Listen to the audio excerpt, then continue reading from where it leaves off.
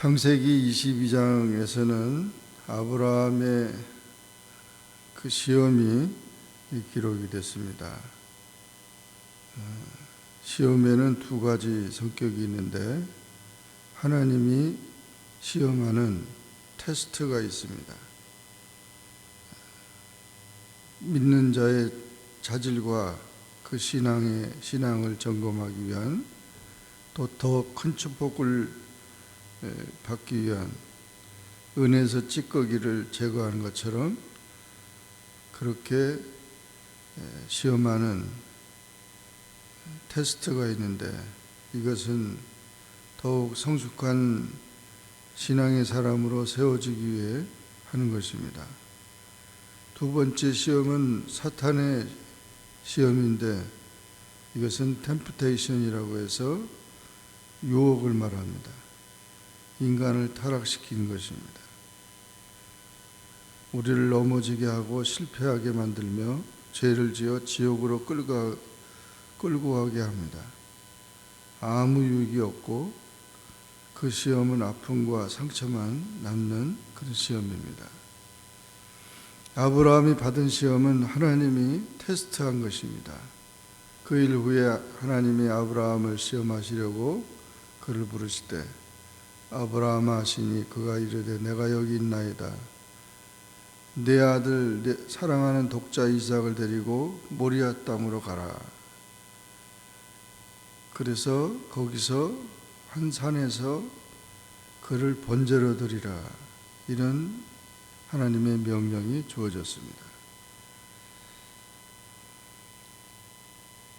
하나님의 언약으로 주어진 이삭은 아브라함이 100세에 얻었고, 지금 이삭이 잘 자라서 청년이 되었습니다. 25살 정도가 됐는데, 그 독자와 이삭과 더불어 기뻐하며 즐겁게 지내는 이 가정에 하나님이 이렇게 이삭을 번제로 드리라는 것입니다. 모리아 땅은 솔로몬이 성전을 지은 예루살렘입니다. 그랄에서 이 모리아 땅까지는 80km 정도 되는데 45마일 됩니다. 3일 동안 거기를 갔다고 했습니다. 이렇게, 그리고 사람을 불에 태워가지고 제사를 드리는 그런 제사 방법은 이방인들이나 있는 것이고 우상 숭배하는 자들이나 있는 것입니다. 원래 동물을 불에 태우는 제사가 있는데 그것이 번제입니다. 그런데 하나님께서 이렇게 독자 이삭을 번제로 드리라는 그 명령을 할 때 아브라함은 큰 위기가 되고 시련이 된 것입니다. 그러나 아브라함은 하나님의 명령에 순종합니다. 아침 일찍 일어나서 나귀의 안장을 지우고 두 종과 그 아들 이삭을 데리고 번제에 쓸 나무를 쪼개 가지고 하나님이 지시하는 그곳으로 향해 갑니다. 3일 동안 갑니다. 이렇게 아브라함의 신앙은 하나님의 말씀에 절대 순종하는, 절대 복종하는 신앙이었습니다. 모리아산에 도착해 가지고 종들에게 여기서 기다리라. 내가 아이와 함께 저기 가서 예배하고 다시 돌아온다.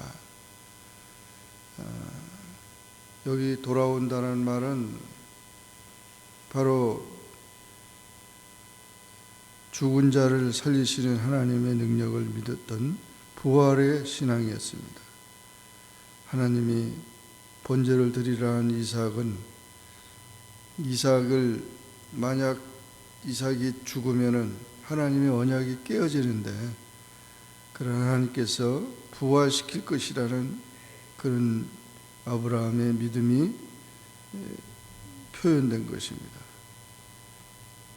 또한 이와 같이 이 이삭의 그 모습은 바로 예수님의 십자가의 사건을 예표하는 희생을 의미합니다. 그래서 아브라함이 번제를 드리기 위해서 이삭에게 나무를 지우고 자기는 불과 칼을 손에 들고 산에 올라가는데 아들이 묻습니다. 아버지, 내 아들아, 내가 여기 있노라. 불과 나무는 있는데 번제할 어린 양이 어디 있습니까? 이상해가지고 물은 것입니다. 그때 아브라함은 내 아들아, 번제할 어린 양은 하나님이 자기를 위하여 친히 준비하신다. 그렇게 말했는데 이 아브라함의 그 말은 그대로 신앙이었고 그대로 하나님이 준비한 여호와 이레의 축복이 임한 것입니다. 그래 제단을 쌓고 나무를 버려놓고 이삭을 결벽합니다. 25살의 청년인데 아버지가 자기를 죽이려고 그렇게 하는 그런 과정 속에 이삭은 눈물을 흘리지만 또 아버지도 눈물을 흘리지만 하나님의 말씀이라는 그 말씀에 다 순종합니다. 아버지도 순종하고 아들도 순종하고 결국 불에 태워서 죽어야 하는 그런 이삭의 그런 상황 속에 하나님의 사자가 아브라함이 칼을 내리치려고 할 때 아브라함아 아브라함아 부르면서 손을 대지 말라. 내가 내 아들 내 독자라도 내게 아끼지 아니하였으니 이제야 네가 하나님을 경외하는 줄 아노라. 그래서 아브라함의 신앙을 인정해주고 아브라함을 이렇게 믿음의 조상으로 세우게 된 것입니다. 여기 아노라는 말은 단순한 지식이 아니라 직접 경험을 통해서 알게 된 지혜를 말합니다.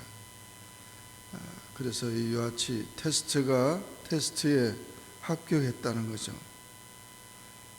하나님을 경외하는 무엇보다도 세상의 모든 것보다도 하나님을 더 사랑하고 하나님 말씀에 절대 순종하고자 하는 철저한 순종이 그것을 하나님이 받으셨다는 것입니다.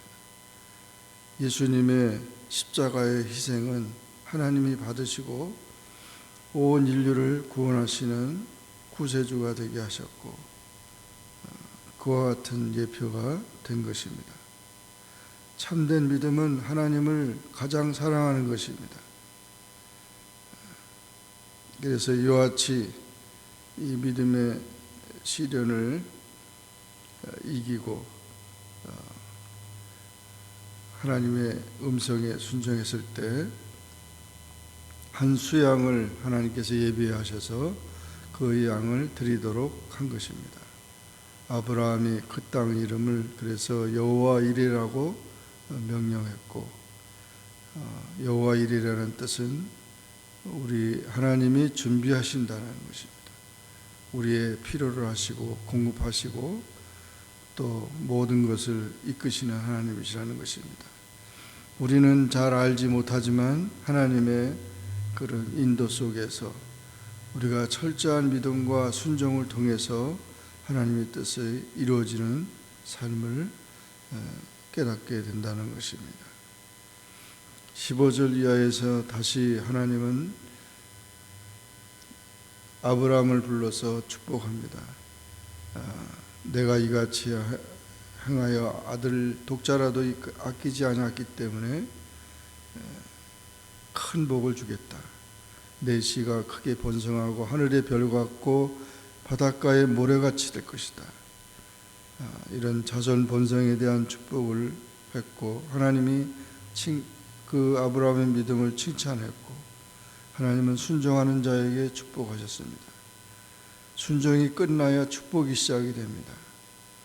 그래서 아브라함의 후손들이 큰 만민이 복을 받는 그런 신앙 공동체, 교회가 세워진다는 사실을 보여준 것입니다.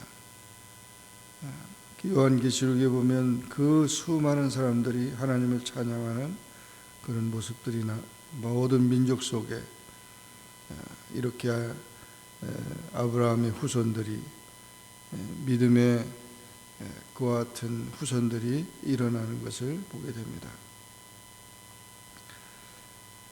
그리고 20절 이하에서는 나홀의 족보가 기록되면서 아브라함의 그 형제 나홀이 12아들을 낳았는데 그 중에 부두엘이 낳은 리브가가 이삭의 처가 됩니다.